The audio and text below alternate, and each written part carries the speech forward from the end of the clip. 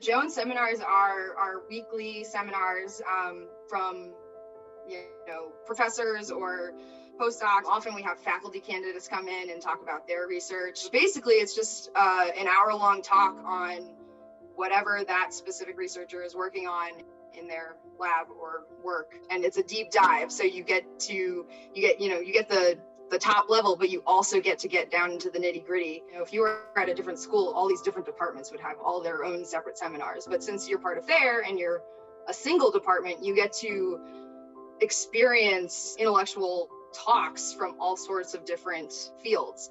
And so for me as a quote electrical engineer, I get ideas from biomedical engineers and from chemical engineers, and the way that people solve problems is different field to field sometimes. And so when you get all those different perspectives, I think it's hugely beneficial just from a research development standpoint.